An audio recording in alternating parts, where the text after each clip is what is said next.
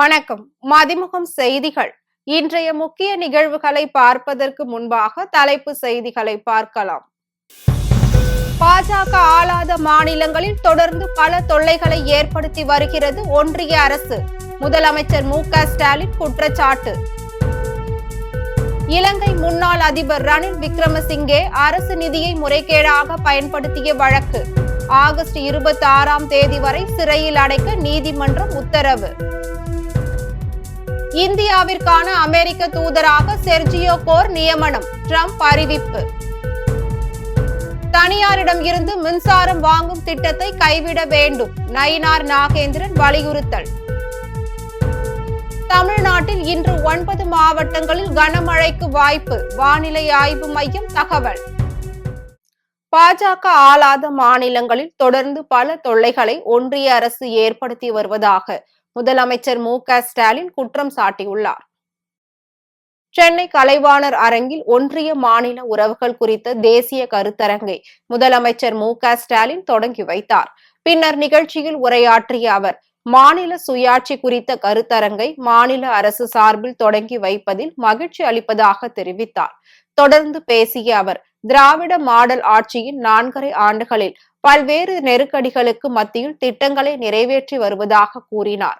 மேலும் தமிழ்நாடு அரசு ஈட்டி தரும் வரி வருவாய்க்கு ஏற்ப ஒன்றிய அரசு நிதி பகிர்வை வழங்குவது இல்லை என்று குற்றம் சாட்டிய முதலமைச்சர், அளவுக்கு மீறிய அதிகார குவியல்களால் ஒன்றிய அரசுக்கு இரத்த கொதிப்பும் மாநில அரசுகளுக்கு இரத்த சோகையும் ஏற்பட்டுள்ளதாக கூறினார்.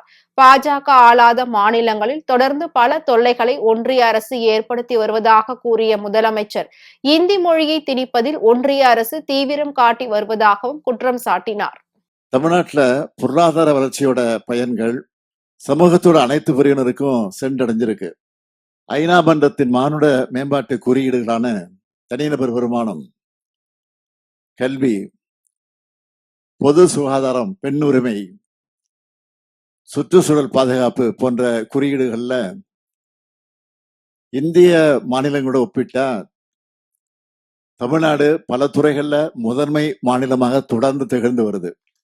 ஒன்றிய அரசு விதிக்கிற நேர்முக வரிகள்லையும் ஜிஎஸ்டி வரிகள்லையும் ஒன்றிய அரசுக்கு அதிக வருமானத்தை ஈட்டித்தர்ற மாநிலமா தமிழ்நாடு இருக்கு. ஆனா தமிழ்நாட்டுக்கு ஒன்றிய அரசு தர்ற நிதி பகிர்வு தொகையில மாநிலம் அளிக்கிற வரி வருமானத்துக்கு ஏற்ப ஒன்றிய அரசு தமிழ்நாட்டு அரசுக்கு உரிய நிதி பங்கை வழங்காம குறுகிய அரசியல் நோக்கத்தோடு செயல்பட்டு வருது. பேரறிஞர் அண்ணா, முத்தமிழறிஞர் கலைஞர் காட்டின வழிகிற சிறந்த பல சமூக பொருளாதார திட்டங்களை வெற்றிகரமா நிறைவேற்றி கடந்த 4.5 வருஷமா திராவிட மாடல் ஆட்சியை தமிழ்நாட்டு மக்களுக்கு நாம கொடுத்து வரோம். பல்வேறு நெருக்கடிகளை மீறி போராடி தமிழ்நாட்டை உயர்த்தி வரோம். இலங்கை முன்னாள் அதிபர் ரணில் விக்ரமசிங்கேவை ஆகஸ்ட் 26ஆம் தேதி வரை சிறையில் அடைக்க நீதிமன்றம் உத்தரவிட்டுள்ளது. கடந்த 2023ஆம் ஆண்டு இலங்கை அதிபராக இருந்த ரணில் விக்ரமசிங்கே அந்த ஆண்டு செப்டம்பரில் இங்கிலாந்து சென்றார்.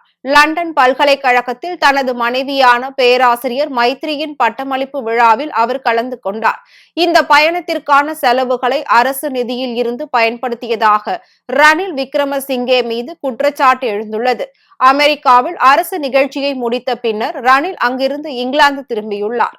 தனது மனைவியின் தனிப்பட்ட நிகழ்ச்சியில் கலந்து கொள்வதற்காக அரசு செலவில் இங்கிலாந்து சென்றதாக அவர் மீது குற்றம் சாட்டப்பட்டு இருந்தது. இந்த வழக்கில் அவரது ஊழியர்களிடம் பயண செலவு குறித்து ஏற்கனவே சிஐடி அதிகாரிகள் விசாரணை நடத்தி இருந்தனர்.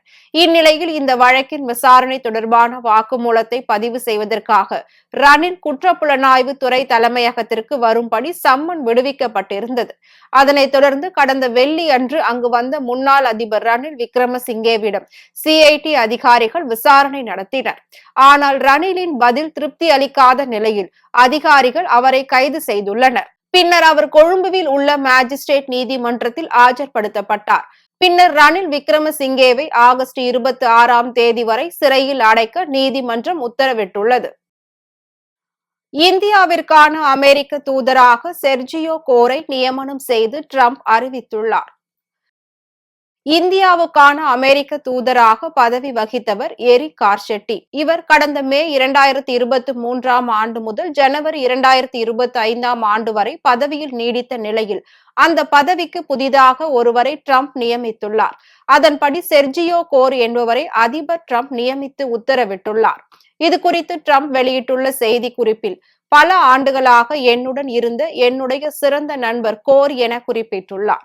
இந்திய குடியரசுக்கான நம்முடைய அடுத்த அமெரிக்க தூதராக அவருக்கு பதவி உயர்வு அளிப்பதாக கூறியுள்ள அவர், தெற்கு மற்றும் மத்திய ஆசிய விவகாரங்களுக்கான சிறப்பு தூதராகவும் பணியாற்றுவார் என அறிவித்துள்ளார். இருப்பினும் சென்ட் ஒப்புதல் அளிக்கும் வரை வெள்ளை மாளிகையில் தற்போது வகித்து வரும் பதவியிலேயே அவர் நீடிப்பார் என ட்ரம்ப் கூறியுள்ளார். தனியாரிடமிருந்து மின்சாரம் வாங்கும் திட்டத்தை கைவிட வேண்டும் என நயினார் நாகேந்திரன் வலியுறுத்தியுள்ளார். தமிழ்நாடு பாஜக மாநில தலைவர் நயினார் நாகேந்திரன் தனது எக்ஸ் தள பதிவில் தனியாரிடம் இருந்து ரூபாய் 80,000 கோடி செலவில் 2200 மெகாவாட் மின்சாரத்தை தமிழ்நாடு மின்சார வாரியம் கொள்முதல் செய்யவிருப்பதாக வெளிவந்துள்ள செய்தி பல கேள்விகளை எழுப்புவதாக குற்றம் சாட்டியுள்ளார். தொடர்ச்சியான மின் கட்டண உயர்வால் வாடி வரும் மக்களை மென்மேலும் மின்சார கட்டண உயர்வால் தாக்குவது முறையா என கேள்வி எழுப்பிய அவர், மாநிலத்தின் கடன் சுமையையும் மக்களின் மின் கட்டண சுமையையும் ஒரு சேர உயர்த்தி தமிழகத்தை இருளில் தள்ளிவிடுவதாக குற்றம் சாட்டியுள்ளார். எனவே தனியாரிடம் இருந்து வாங்கும் திட்டம் ஏதும் இருந்தால் அவற்றை கைவிட வேண்டும் என நயினார் நாகேந்திரன் வலியுறுத்தியுள்ளார்.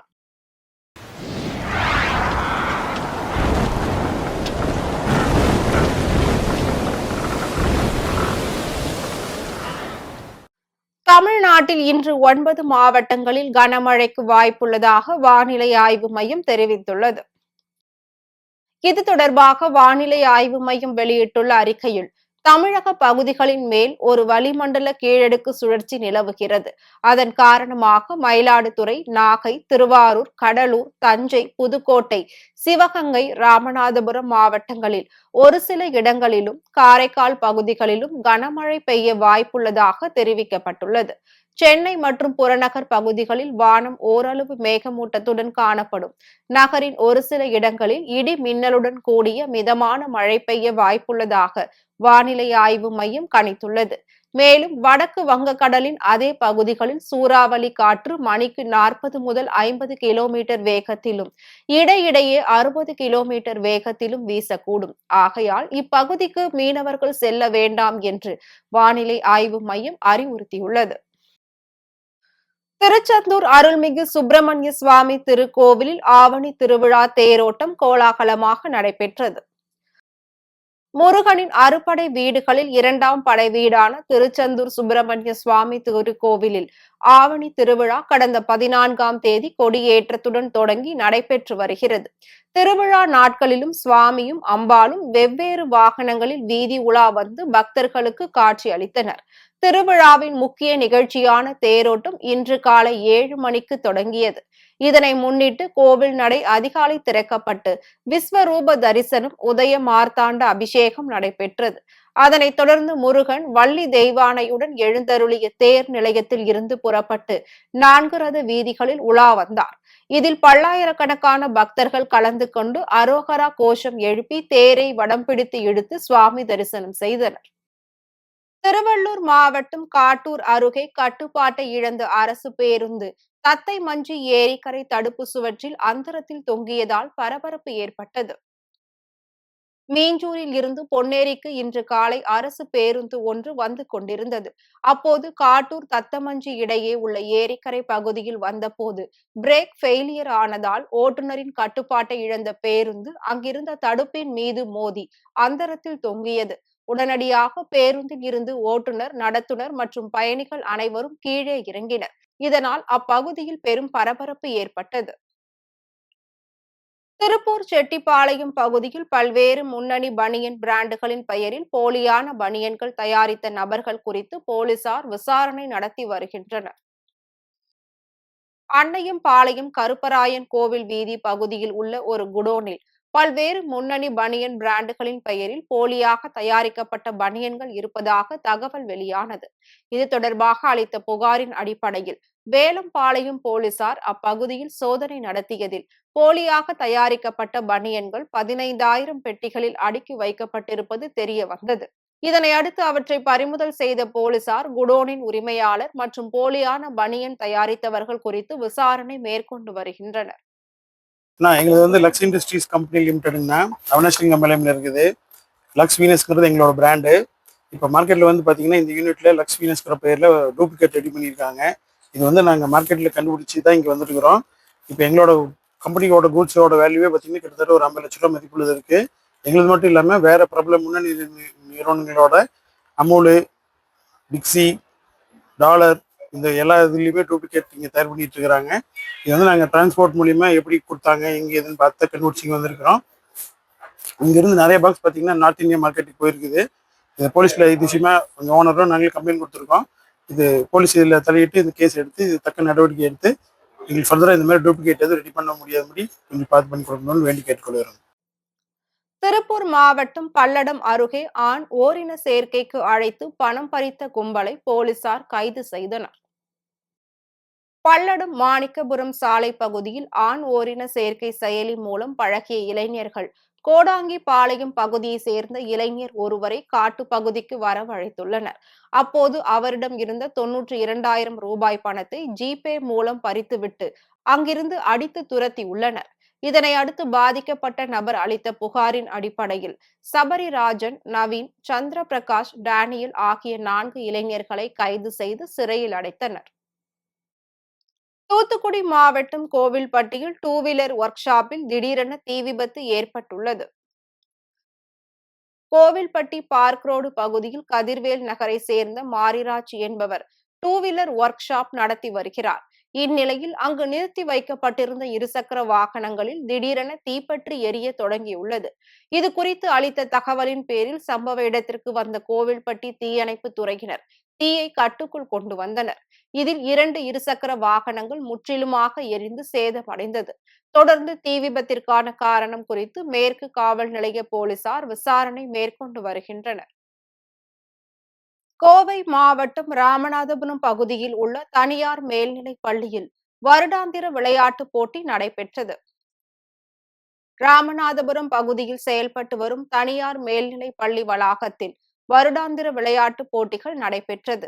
அப்போது ஒலிம்பிக் தீபம் ஏற்றப்பட்டு சமாதானத்தின் அடையாளமாக வண்ண பலூன்கள் பறக்க விடப்பட்டது. பின்னர் பள்ளி NCC மாணவர்களின் அணிவகுப்பு நடைபெற்றது. இதனை அடுத்து பள்ளி மாணவர்களின் நடன நிகழ்ச்சியும் நடைபெற்றது. தொடர்ந்து ஓட்டப்பந்தயம், நீளம் தாண்டுதல் உள்ளிட்ட தொடர் விளையாட்டு போட்டிகள் மற்றும் ஓடுகளை உடைத்தல், சிலம்பாட்டம், மான்கொம்பு உள்ளிட்ட போட்டிகளும் நடைபெற்றது. அதேபோல் கராத்தே பயிலும் மாணவர்கள் தங்களது உடலின் மீது இருசக்கர வாகனத்தை ஓடவிட்டும் 4 சக்கர வாகனத்தை கைகளில் ஏற்றியும் தங்களது திறன்களை வெளிப்படுத்தினர். நாமக்கல் மாவட்டம் ராசிபுரத்தில் மாவட்ட அளவில் நடைபெற்ற குடியரசு தினம் மற்றும் பாரதியார் தின தடகள விளையாட்டு போட்டிகளை அமைச்சர் மதிவேந்தன் தொடங்கி வைத்தார். நாமக்கல் மாவட்டம் ராசிபுரம் அண்ணா சாலை அரசு மேல்நிலைப் பள்ளியில் மாவட்ட பள்ளி கல்வித்துறை சார்பில் தடகள விளையாட்டு போட்டிகள் நடைபெற்றது.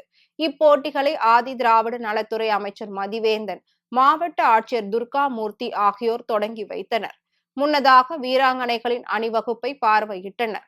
இதில் ராசிபுரம், திருச்செங்கோடு, மல்லசமுத்திரம் உள்ளிட்ட 8 வட்டங்களை சேர்ந்த 500க்கும் மேற்பட்ட மாணவிகள் கலந்து கொண்டனர்.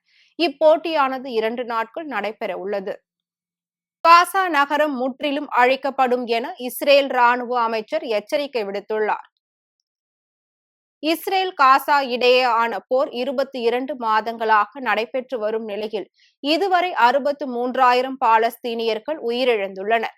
இந்த போரை பேச்சுவார்த்தை மூலம் முடிவுக்கு கொண்டு வருமாறு பல உலக நாடுகள் வலியுறுத்தி வருகின்றன. இதனை அடுத்து மீதமுள்ள பணைய கைதிகளை ஒப்படைத்தல், ஆயுத குறைப்பு உள்ளிட்ட பல்வேறு நிபந்தனைகளை ஹமாஸ் அமைப்பினருக்கு இஸ்ரேல் நிபந்தனை விதித்தது. இந்த நிபந்தனையை நிறைவேற்றும் வரை காசா மீது தாக்குதல் தொடரும் எனவும் இதற்காக ராணுவத்திற்கு முழு அதிகாரம் வழங்கப்பட்டுள்ளது எனவும் இஸ்ரேல் பிரதமர் பெஞ்சமின் நெதன்யாகு கூறியுள்ளார்.